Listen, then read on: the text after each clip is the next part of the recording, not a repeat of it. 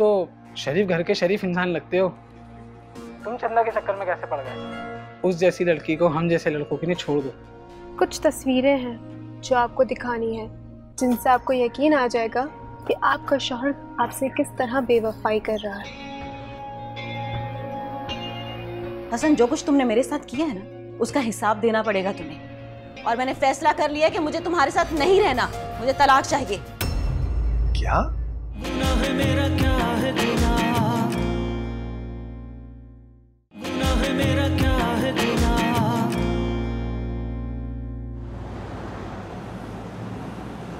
अम्मी ये देखें, अभी बताएं आपको कैसी लगी मेरी सारी चीजें? हाँ हाँ माशाल्लाह सब कुछ बहुत अच्छा है, लेकिन तुम लोगों को चाहिए था एक साथ सारी चीजें खरीद लेते, बार बार जाना मुश्किल होता है। देखा, मैंने कहा था ना तुम्हें। अम्मी, मैंने शकीला को कहा था। अम्मी आप भी कमाल करती हैं, शादी की शॉपिंग एक दिन में थोड़ी हो जाती है, कितने कितने चक्कर लगाने पड़ते हैं। और मैंने सोचा पहले आपको ये सारा सामान दिखा दूं, फिर दोबारा जाके हम बाकी का सामान ले आएंगे। क्यों चंदा? अच्छा अच्छा, ये सब चीजें समेटो, मैं तुम्हारे अब्बा को चाय दे आऊं। चलो।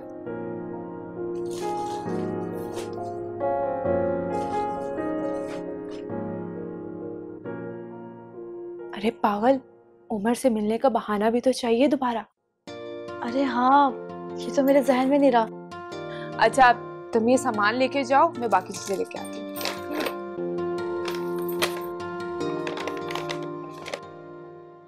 चंदा, क्या बात है, बड़ी खुश दिख रही है। लेकिन अफसोस ये है कि तेरी ये सारी खुशियां ज्यादा दिन चलेंगी नहीं। तुम जैसे लोगों की गंदी नजर से बचने के लिए मैं रोज रात में आयतल कुर्सी पढ़ के सोती हूँ। मगर मैं तुम्हें क्यों बता रही हूँ सारी बातें? तुम जैसा नीच और घटिया इंसान जो कुरान पाक की झूठी कसम खा सकता है, वो कुछ भी कर सकता है।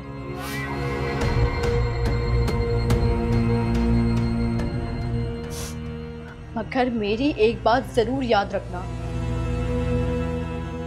तुम्हें इसकी सजा एक ना एक दिन जरूर मिलेगी। सजा? और ये सजा कौन देगा? तू देगी? ये जो तू मंगनी मंगनी करके बैठी है, शादी की तैयारियां कर रही है ना, और हवाओं में उड़ रही है, ये सब धरा का धरा रह जाएगा। ये मेरा वादा है। तुम्हें जो करना है तुम कर लो, मैं तुमसे अब नहीं डरती, समझ आई? छोड़ो मेरा हाथ, मैंने कहा मेरा हाथ छोड़ो। नहीं छोड़ूंगा तो क्या कर लेगी? छोड़ो मेरा हाथ, छोड़ो मेरा हाथ। अम्मी,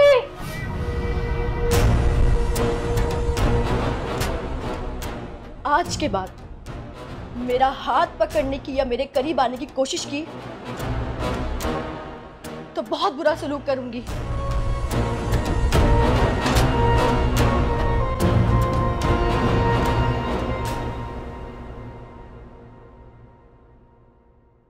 क्या बात है सर, आज आप काफी परेशान हैं। सब ठीक तो है ना? हाँ हाँ सब ठीक है। सर लगता है अभी तक आपने मुझे माफ नहीं किया। तुम ऐसा क्यों कह रही हो? अगर आपने मुझे माफ कर दिया होता तो आप यूं गैरों जैसा सलूक नहीं करते मेरे साथ। मैं कुछ समझा नहीं। सर अगर आपने मुझे सच में माफ कर दिया है तो आपको मुझ पर भरोसा होना चाहिए, एक दोस्त की तरह। चाहे तो आप मुझसे अपनी हर परेशानी शेयर कर सकते हैं। देखो अनीला, ये ठीक है कि मैंने तुम्हें माफ कर दिया है, लेकिन मैंने तुम्हें अपना दोस्त कभी नहीं बनाया। हमारे दरमियान दोस्ती का रिश्ता हो ही नहीं सकता, क्योंकि उस्ताद और शागिर्द के दरमियान माँ बाप का रिश्ता तो हो सकता है, दोस्ती का नहीं हो सकता। और दोस्ती भी जैसी तुम चाहती हो। इसलिए तुम मेरी फिक्र छोड़ो और खुद अपने ऊपर तवज्जो दो। अपने आप पर ही तो तवज्जो दे रही हूँ सर।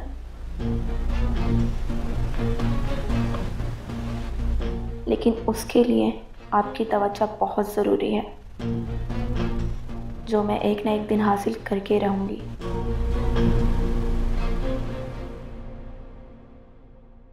मैं क्या, पूरा मोहल्ला चंदा को जानता है और चंदा भी सबको जानती है।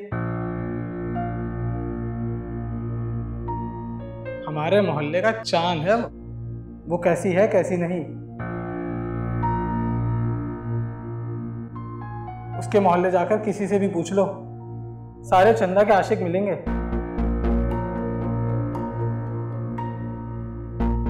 चंदा ऐसी नहीं हो सकती, वो लड़का झूठ बोल रहा होगा।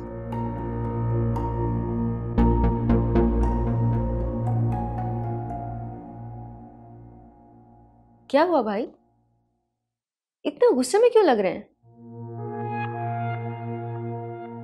ऐसी कोई बात नहीं। लगता है चंदा से लड़ाई हुई है। लेकिन आपको तो बहुत खुश होना चाहिए था।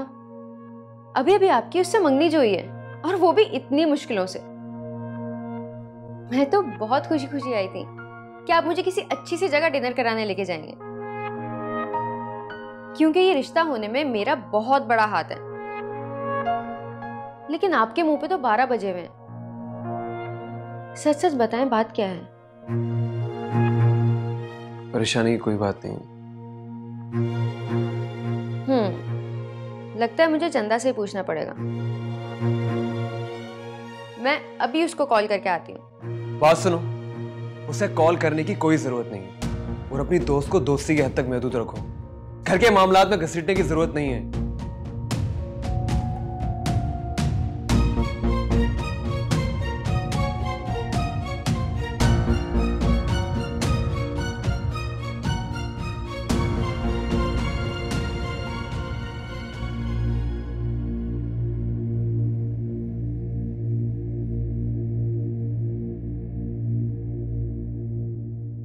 उमर आज इतना खामोश क्यों था? उसके चेहरे पर मेरे लिए आज वो पहले वाली खुशी बिल्कुल नहीं थी जो हमेशा होती है। और आज उसने मुझे कॉल तक नहीं की।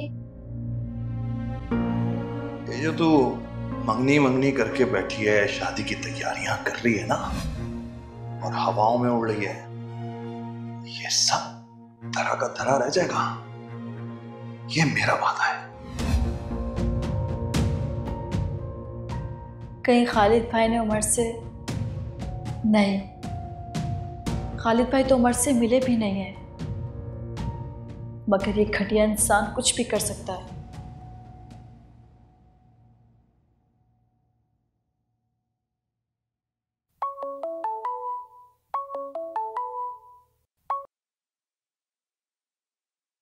हेलो इफ़ी, कैसी हो तुम? मैं तो ठीक हूँ। लगता है तुम मुझे भूल ही गई हो मंगनी के बाद। अब मैं तुम्हारी दोस्त ही नहीं, तुम्हारी नन बनने जा रही हूँ। और नन कितनी खतरनाक चीज होती है ये तो तुम जानती ही होगी। नन साहिबा, कल ही हमारी मंगनी हुई है और मैं तुम्हें कैसे भूल सकती हूँ। वैसे सोच रही थी तुम्हें फोन करूँ।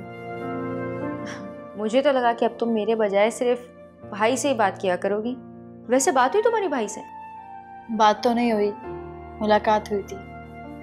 मुलाकात? और वो भी अकेले अकेले? मुझे बताया भी नहीं। कहाँ हुई थी वैसे तुम लोग की मुलाकात? दरअसल मेरी उमर से रात में बात हुई थी और उसने मिलने के लिए मुझे बुलाया था, तो मैं शकीला के साथ चली गई थी। वैसे इफ़ी, एक बात बताओ, उमर इतना परेशान, इतना चुप चुप क्यों लग रहा है मुझे? क्या चुप चुप सा लग रहा था? वैसे वो चुप बैठने वाला तो नहीं है। उसने कुछ कहा क्या तुमसे? नहीं, कहा तो कुछ नहीं मुझे, लेकिन उसने मिलने के लिए बुलाया और कुछ कहा भी नहीं। चंदा, ये भी तो हो सकता है कि तुम्हें कोई गलतफहमी हुई हो, या फिर ऑफिस की कोई परेशानी भी तो हो सकती है ना। अब शादी करने जा रहा है तो जिम्मेदारियां तो बढ़ेंगी ना। वैसे घर पर तो ठीक था। शायद तुम ठीक कह रही हो। अल्लाह हाफिज।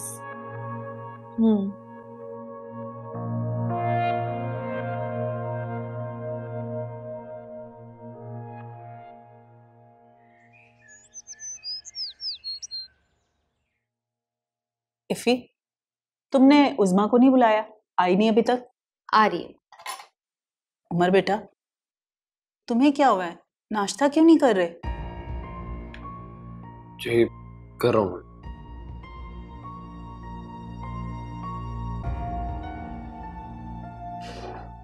उमर जी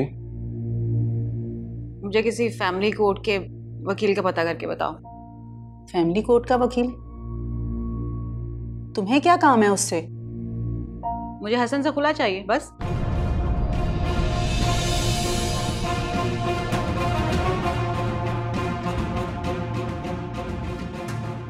होश में तो हो?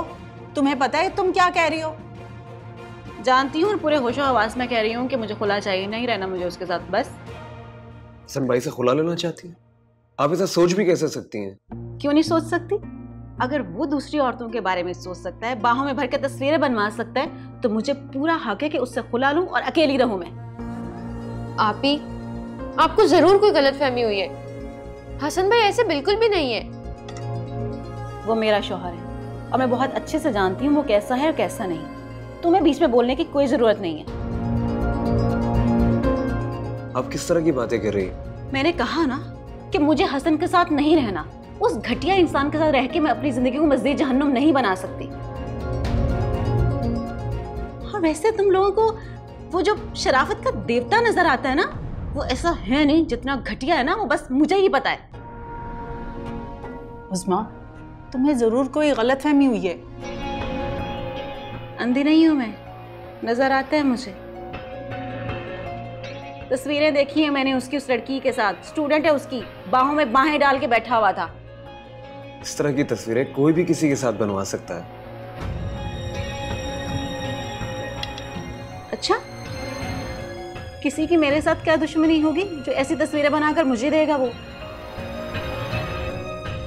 तुम सब लोग ना उसकी तरफदारियां करनी बंद करो।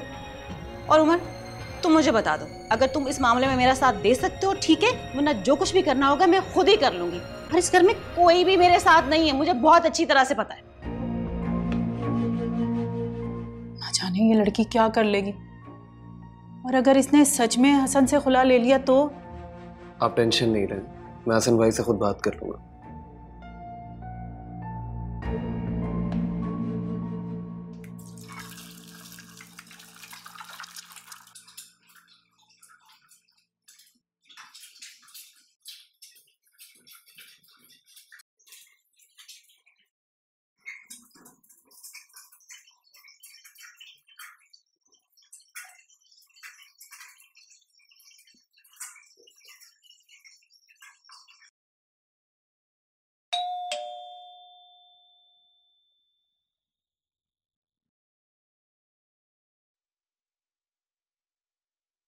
आज सुबह सुबह कैसे आना हुआ? आओ बैठो। भाई, दरअसल मैं आपसे आप ही की और आपकी बात करने आया था। मैं जानता हूँ आप ही का और आपका रिश्ता बहुत मुश्किल वक्त से गुजर रहा है। आप ही का मिजाज और गुस्सा आपके लिए बहुत तकलीफ दे है, और आपने बहुत सब्र और तहम्मुल के साथ उनके साथ वक्त गुजारा है, और आप ही ने खुला का तकाजा भी कर दिया। मगर भाई प्लीज ऐसा कोई फैसला मत कीजिएगा। मैं और अम्मी आप ही को समझा रहे हैं। उमर, खुला का तकाजा उस्मा ने किया है, और वो भी फजूल किस्म की गलतफहमियों की वजह से। लेकिन फिर भी आज तक मैंने उसकी हर ज्यादती से दरगुजर किया है। लेकिन अब जो इल्जाम मुझ पर लगा रही है वो कतई तौर पर नाकाबिल बर्दाश्त है। देखो मैं, तुम लोगों से समझाओ, वरना मेरे पास भी तलाक के सिवा और कोई रास्ता नहीं है। मगर भाई, ऐसा कौन है जिसकी आप लोगों से दुश्मनी है, जो आप ही को ये सारी बातें बता रहा है? यही तो मुझे भी समझ नहीं आ रहा, ऐसा कौन हो सकता है? भाई प्लीज प्लीज ऐसा कोई फैसला मत कीजिएगा। ओके, फिक्र मत करो, मैं ऐसा कुछ नहीं करूंगा। थैंक यू भाई। अच्छा ये बताओ कि चाय पियोगे? मैं किचन में नाश्ता ही बना रहा था। नहीं भाई, मैं नाश्ता करके निकला था, मैंने सोचा आपसे ये जरूरी बात डिस्कस कर लो। चलता हूँ मैं भाई। ठीक है।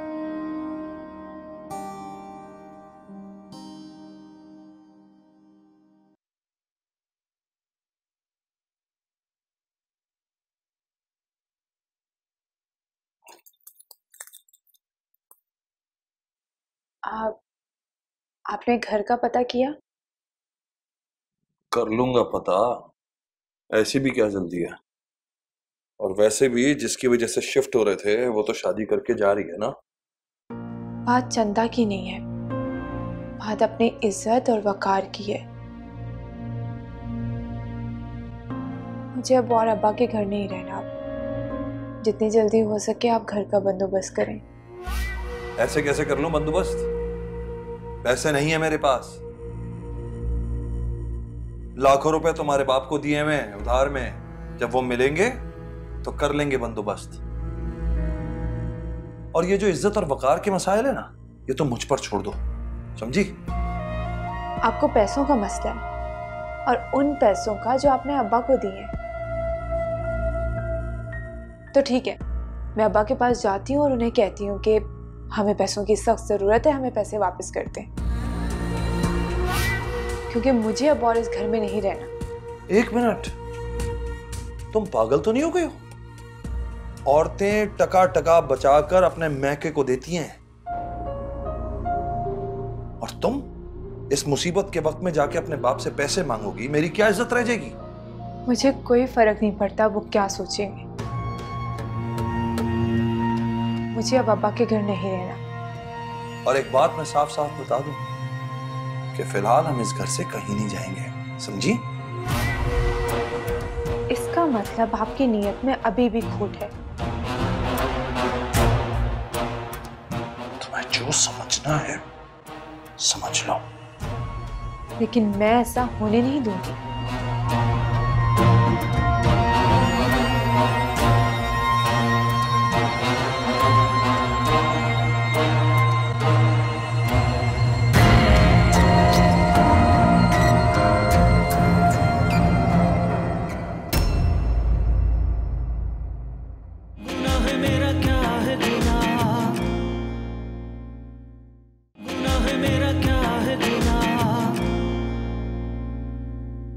वैसे तो हमारा रिश्ता साली और बहनोई का है, लेकिन चंदा ने कभी इस रिश्ते को अहमियत नहीं दी। तो तुम अपनी घटिया हरकतों से बाज नहीं आओगे। इस घर से तुम्हारी डोली उठने नहीं दूंगा। उस्मा ने खुला का तकाजा कर दिया मुझसे। खुला? इसमें हकीकत है भी या मुझे चंदा से कोई मुतनफिर करना चाह रहा है? दिल तो चाह रहा है कि ये गरम पतीली उठा के तुम्हारे मुंह पे दे मारूं। गुनाह मेरा क्या है गुनाह।